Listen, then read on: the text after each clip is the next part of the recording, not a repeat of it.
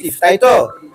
আচ্ছা, ইশরাক ইশরাক এবং আসিফ এই গত 6 মাসের বা গত 8 মাসের কার্যক্রমে ইশরাক নাকি আসিফ কে বেশি দুর্নীতিবাজ প্রমাণিত হয়েছে? ইয়েস এবং নো। আসিফ না ইশরাক? কার কেলেঙ্কারি বের হয়েছে, আসিফের না ইশরাকের? আসিফের বের হয়েছে। তাহলে এখন আসিফের কেলেঙ্কারি বের হয়েছে, আসিফ দুর্নীতি করেছে, আসিফ লুটপাট করেছে, নিয়োগ বাণিজ্য করেছে, তার বাপ লুটপাট করেছে, তার বাপ আওয়ামী লীগকে পৃষ্ঠপোষকতা করেছে। আপনি এখানে আসে ইশরাককে ফাঁসাচ্ছেন। ইশরাকের ক্রাইম কি কি ভাই?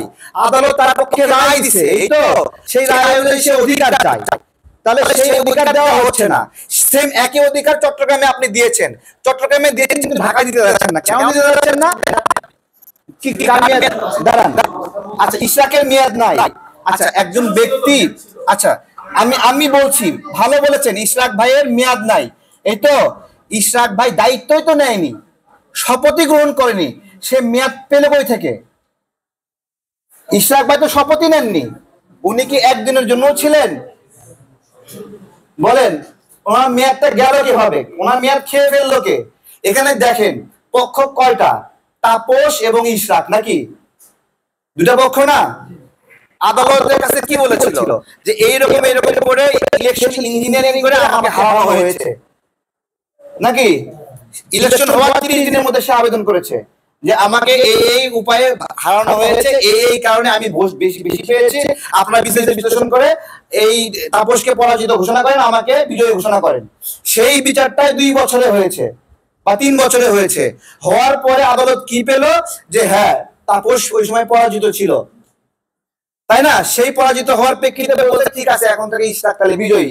তাহলে এখন আপনি বলেন তাপসের পক্ষে নাকি ইশরাকের পক্ষে? বলেন এটা।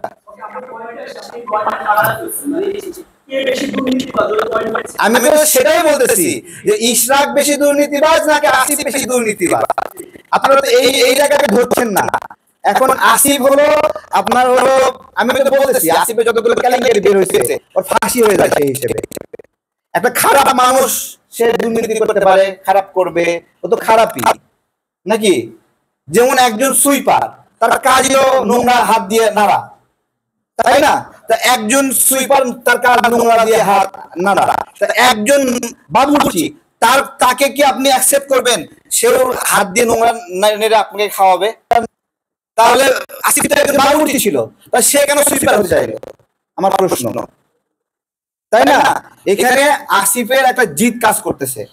একটা 150 টাকার ছেলে যে বাই চান্সে ক্ষমতায় ঢুকেছে, সেফ বাই চান্স, জনগণের ম্যান্ডেট নিয়ে ঢুকেছে। ইশরাক ভাই তো কিছুটা ম্যান্ডেট আছে, ভাই কিছুটা তো আছে, তাই না? বেস্ট অল্টারনেটিভ না নাকি আসিফ একজনকে কি আপনারা চান? উত্তরের মতো আপনারা চান যে একটা চিঠি দিয়ে দিবে, মানে ইশরাক কিছু ভোট পেয়েছে, আদালতের রায় পেয়েছে, ওইটা অ্যাকসেপ্টেবল না, কিন্তু আসিফ একজনের নামে ডিও লেটার দিবে, দিয়ে 2 কোটি 20 কোটি 30 কোটি টাকা নেবে, ওইটা হলো গ্রহণযোগ্য, তাই না? আপনারা আসিফ এখনো দায়িত্বে আছে কিভাবে, এটা আমাদের আশ্চর্য করে, তাই না? সে কি করছে, ভিয়েতনামে বট, চাইনিজ বট, ইন্ডিয়ান বট এগুলো ভাড়া কইরা আর এখানে দিয়ে কমেন্ট করাচ্ছে, আর এখানে লাইক নিচে লাভ দিয়ে কিনতেছে, কিনে দেখাচ্ছে কৃত্রিম ভাবে সে ব্যাপক জনপ্রিয় হবে আছে। অদ্ভুত তো। আসিফ এখনো দায়িত্বে আছে কিভাবে?